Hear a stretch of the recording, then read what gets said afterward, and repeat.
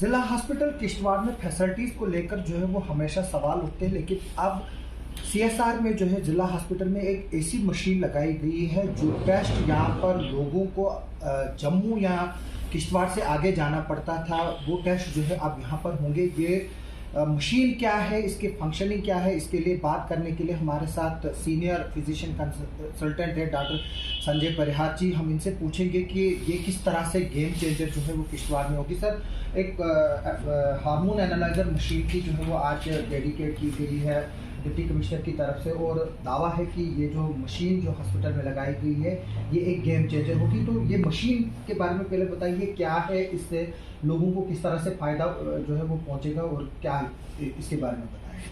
सबसे पहले तमाम आवाम किश्तवाड़ के उनके लिए मुबारक की बात है कि ये हार्मोन एनालाइज़र जो मेडिकल कॉलेजेस में भी इवन नहीं होता था पहले, कुछ दिनों पहले तक, लेकिन आज खुशकिस्मती की बात ये है कि एक डिस्ट्रिक्ट हॉस्पिटल में एक हार्मोन एनालाइज़र लगाया गया है।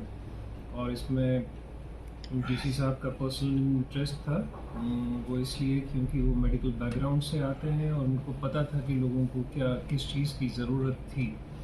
हार्मोन एनालाइज़र एक ऐसा मशीन है जिसमें हम बॉडी के हार्मोन्स के लेवल्स चेक किया करते हैं। ज़रूरत क्यों पड़ती है? क्योंकि किसी भी फील्ड में इसकी ज़रूरत है। आप चाहे गायनेकोलॉजी ले लो या मेडिसिन ले लो या सर्जरी साइड से ले लो, स्पेशली फीमेल पेशेंट्स के लिए, प्रेग्नेंट फीमेल्स के लिए, जब उनका एंटीनेटल चेकअप होता है डिलीवरी से पहले, हार्मोन्स के लेवल को एसेस करना, उनको टाइमली डिटेक्ट करना और उनको टाइमली इंटरवेंशन से बहुत बहुत हेल्प पहुंचाई जा सकती है। हम कुछ टेस्ट करा के हम जेनेटिक एबनॉर्मेलिटीज़ की डिटेक्शन कर सकते हैं, जो बहुत ज़रूरी रहता है। आजकल तो ये रूटीन टेस्ट हैं, आप चाहे टॉर्च ले लो, चाहे पैप ले लो, डिफरेंट हार्मोन्स रहते हैं जिनका चेकअप होना बड़ा लाजमी था, होता है, और अब ये डिस्ट्रिक्ट हॉस्पिटल में किया जाएगा। सो आप समझ लीजिए कि बहुत बहुत एक अच्छी इन्वेस्टमेंट है जो सोसाइटी को सर्व करेगी for a long long time to come. Doctor साहब, जो लिस्ट यहाँ पर आई है कुछ टेस्ट की, हम चाहेंगे जाने कि ये क्या होते हैं। जैसे हेपेटाइटिस, फिब्रोसिस है, आपने टार्च भी बताया, कुछ ईबीवी है, इन्फ्लेमेशन मॉनिटरिंग, फर्टिलिटी है, और बताया गया ये भी कि प्रोस्टेट को भी शायद चेक किया जाएगा, H2B1C वो भी हो जाएगा। इस पर बड़ी वो लिस्ट दी हुई है जो डीसी साहब की तरफ से स्टेटमेंट इशू हुआ है। बहुत लंबी चौड़ी लिस्ट रहती है। हार्मोन्स तो इतने सारे हैं कि अगर हम लोकल लैंग्वेज में बोलें, लेकिन सबसे मोस्ट कॉमन जो आपने नाम सुना होगा थायराइड के टेस्ट का, जो बहुत कॉमनली एक पाया जाता है नॉर्मलिटी सोसाइटी में। प्रेग्नेंट फीमेल्स में इसके लेवल को एसेस करना बहुत लाजमी होता है। जहाँ पे पहले हम किश्तवाड़ से सैंपल लेके रवाना कर दिया करते थे, जम्मू 4 दिन का इंतज़ार होता था और उसके बाद रिपोर्ट मिलती थी, तो एक प्रेशियस टाइम जो है वो लूज़ होता था। आप थायराइड का लेवल ले लीजिए, आप शुगर का लेवल, शुगर के टेस्ट तो ये करते थे, लेकिन जो HbA1c जिसकी आप बात कर रहे हैं, जो हमें बताता है कि लास्ट 3 महीने का एवरेज ब्लड शुगर लेवल्स कितने हैं, उसकी रिपोर्टिंग के लिए भी 3-4 दिन का इंतज़ार करना पड़ता था। आप टॉर्च का टेस्ट ले लीजिए। टॉर्च क्या होता है? एक टर्म है जिसमें रूबेला टॉक्सोप्लाज्मोसिस के लिए स्क्रीनिंग की जाती है, TORCH। हर एक अल्फ़ाबेट जो है एक अलग डिसऑर्डर को डिजिग्नेट करता है, और इसकी स्क्रीनिंग इसलिए ज़रूरी होती है क्योंकि इसका पॉजिटिव होना बच्चों में जेनेटिक डिफेक्ट्स डिटेक्ट कर सकता है और एबनॉर्मल बेबीज़ पैदा हो सकते हैं। कईयों को इनफर्टिलिटी की वजह जो है वो टॉर्च होता है। सो आप इमेजिन करें, बहुत इंपॉर्टेंट टेस्ट, बहुत इंपॉर्टेंट। आजकल तो ऑलमोस्ट समझ लीजिए मैंडेटरी टेस्ट है कि किसी भी इनफर्टिलिटी में आप टॉर्च के बगैर तो प्रोग्रेस कर ही नहीं पाओगे। सो वो टेस्ट होना, हेपेटाइटिस इतना कॉमन है कि हर एक ऑपरेशन से पहले हर लीवर की प्रॉब्लम में इनकी स्क्रीनिंग करनी ज़रूरी है। चाहे वो हेपेटाइटिस बी ले लीजिए, हेपेटाइटिस सी ले लीजिए, HIV की स्क्रीनिंग बड़ा लाजमी है हर एक ऑपरेशन से पहले। हर ब्लड ट्रांसफ्यूजन से पहले, हर उनकी स्क्रीनिंग, ब्लड प्रोडक्ट्स की स्क्रीनिंग से पहले ये टेस्ट ज़रूरी होते थे। अब इस एनालाइज़र के आने के बाद हालांकि ये टेस्ट अब अवेलेबल हो जाएंगे तो लोगों को काफ़ी आसानी होगी। एक तो सस्ते दामों पे होंगे और रिपोर्ट सेम डे अवेलेबल हो जाएगी।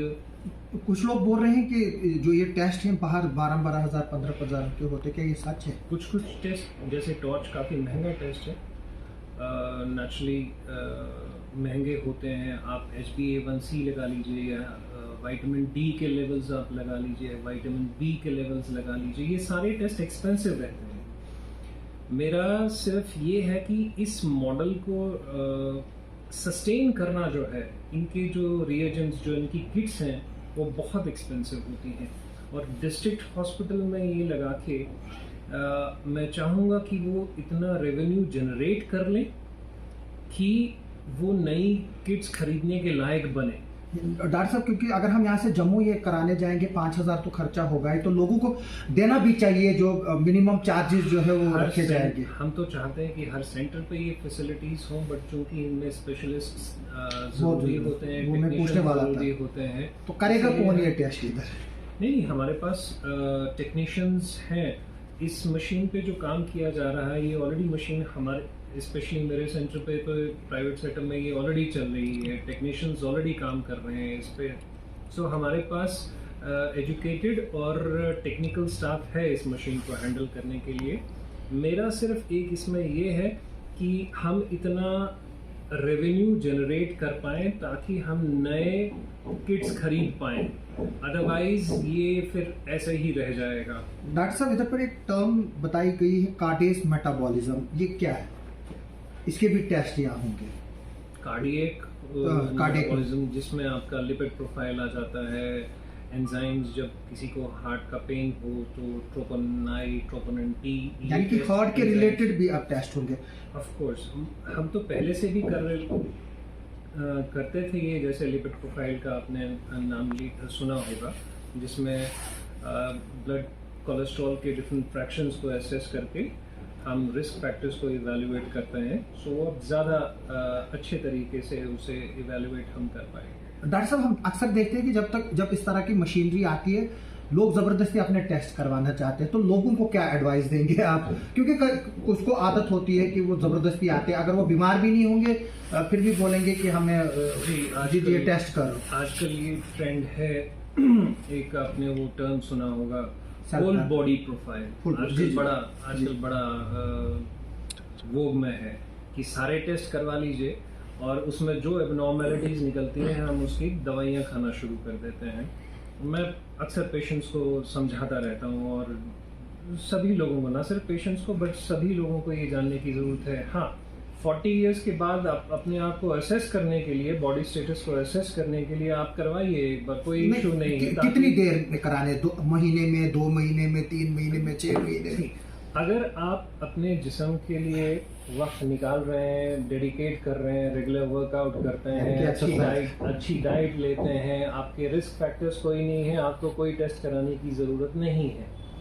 प्रॉब्लम आती है वहाँ पे जहाँ पे लोग इग्नोरेंट हैं, सेडेंटरी लाइफस्टाइल है, रिस्क फैक्टर ज़्यादा है, अल्कोहल कंज्यूम करते हैं, स्मोक करते हैं, वजन ज़्यादा है, हिल के राज़ी नहीं है, कोई फिजिकल एक्टिविटी नहीं है, तो वहाँ पे फिर वो असेसमेंट के लिए हमें सहारा लेना पड़ता है टेस्ट का, और डेफिनेटली उन कंडीशंस में डिरेंजमेंट्स निकलेंगी।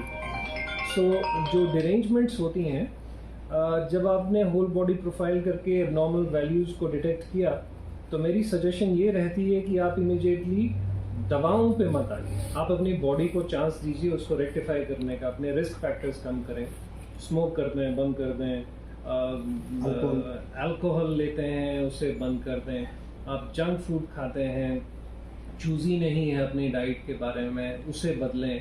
सेडेंटरी लाइफस्टाइल जो सबसे बड़ा रिस्क फैक्टर है, फिजिकल एक्टिविटी का होना इज़ अ मस्ट। हमारी कोशिश ये होनी चाहिए कि हम कैसे दवाओं से दूर रह सकें, कैसे हम टेस्ट से दूर रह सकें, और कैसे अपना लाइफस्टाइल इम्प्रूव करके हमें ज़रूरत ना ही पड़े मेडिकल हेल्प की। हमारी कोशिश वो होनी चाहिए। बाकी अपनी तरफ से हमारी कोशिश है कि बेस्ट से बेस्ट सभी जो state of the art equipments हैं वो हॉस्पिटल में आए, लोगों को फैसिलिटीज़ मिलें, ताकि यहाँ से एटलीस्ट, क्योंकि मैं और आप काफ़ी अरसे से यहाँ पे हैं और हमने वो दौर भी देखा था जब अल्ट्रासाउंड के लिए यहाँ से डोडा में भी नहीं हुआ करता था और जम्मू जाया करते थे, उधमपुर जाया करते थे। हमने तब वो स्ट्रगल के दिन भी देखे, फिर अल्ट्रासाउंड की मशीन आई, फिर हमने खुद स्किल्स एक्वायर किए, सीटी स्कैन मशीन आई, फिर इको नहीं होता था, इको कार्डियोग्राफी का स्किल सीखे हमने, इन्वेस्ट किया उसमें और लोगों को ये सर्विसेज प्रोवाइड की। Hormone and blood sugar HbA1c monitoring नहीं होती थी, थायराइड के टेस्ट नहीं होते थे। सो स्टेप वाइज हम प्रोग्रेस करते जा रहे हैं। यानी कि आपका ये कहना है कि जो भी मशीन है कि हमें खुद ही सीखना, कोई बाहर से लाकर हमें देने वाला नहीं, बाहर से कोई नहीं देगा डेडिकेटेड इसके लिए। हमें खुद ही सेल्फ डिपेंडेंसी हमें क्रिएट करनी होगी। हम किसी और पे डिपेंड नहीं कर सकते। हमारे पास इतना मैन पावर है, स्किल हम एक्वायर करवा सकते हैं लोगों को और यहाँ पे वो फैसिलिटीज़ को दिया जा सकता है। और फार साइटेडनेस ये है कि अब पहले चूँकि कुछ लोग इस किस्म के डिसीजन ले लेते थे जहाँ पे मशीनरी तो ले आते थे लेकिन वो यूटिलाइज नहीं हो पाती थी। बट एटलीस्ट हमारे डीसी सर ने, being from a medical background, ये डिसीजन लिया और बहुत मैं इसकी तारीफ़ करता हूँ कि हमारे यहाँ पे लोग बड़े फार फ्लंग एरिया से आते हैं। आपको तो पता ही है हमारा कैचमेंट एरिया कितना है, हिमाचल से भी आते हैं। वहाँ से आना और ये फैसिलिटी जब उन लोगों को मिलेंगी तो हैट्स ऑफ की ये फैसिलिटी यहाँ पे प्रोवाइड की है। थैंक यू डॉक्टर साहब हमसे बात करने के लिए। और जो ये अब मॉडर्न ऑफ आर्ट जो हार्मोन एनालाइज़र मशीन यहाँ पर लगी है, हमें उम्मीद है कि लोगों को इससे बेनिफिट होगा। लेकिन मैं लोगों से ये भी कहूँगा कि ये तभी कामयाब होगी जब आप कंट्रीब्यूट करोगे। अगर आप चाहोगे कि यहाँ पर फ्री में ही जो है ये सर्विसेज मिलेगी, लेकिन कुछ ना कुछ कंट्रीब्यूट करना है ताकि जो इसमें किट्स लगती हैं, बाकी चीज़ें लगती हैं, उसको जो है वो दोबारा से अवेल करके जो है इस सिस्टम को एटलीस्ट ऐसा मॉडल क्रिएट बनाया जाए कि हम बेशक इससे प्रॉफिट ना कमा सकें लेकिन इतना कमा सके कि हम नई किट्स खरीद सकें और इस सिस्टम को कैरी ऑन कर सकें। ये हमारी थैंक यू डॉक्टर साहब हमसे बात करने के लिए। हम चाहेंगे कि जिला हॉस्पिटल किश्तवाड़ में जो है वो हर फैसिलिटी जो है वो लोगों को प्रोवाइड हो जाए। और हम लोगों से ये भी कहते हैं कि आप उम्मीद रखिए जिला हॉस्पिटल से, लेकिन साथ में जो है वो कंट्रीब्यूट भी कीजिए ताकि जो हमारे हॉस्पिटल डेवलपमेंट फंड्स के रिलेटेड एम्प्लॉइज़ हैं उनका भी जो है वो घर चल सके और साथ में हमारा जो हॉस्पिटल है वो आगे चलकर भी जो है इम्प्रूव हो सके। जिस तरह से माई प्राइड माई स्कूल में हम कंट्रीब्यूट करके जो है वो अब वॉल पेंटिंग्स बना रहे हैं, छोटी छोटी चीज़ें कर रहे हैं, उसी तरह से माई हॉस्पिटल माई प्राइड भी जो है वो अब एक मुहिम शुरू होनी चाहिए। आप सबका सुनने के लिए और देखने के लिए बहुत बहुत शुक्रिया।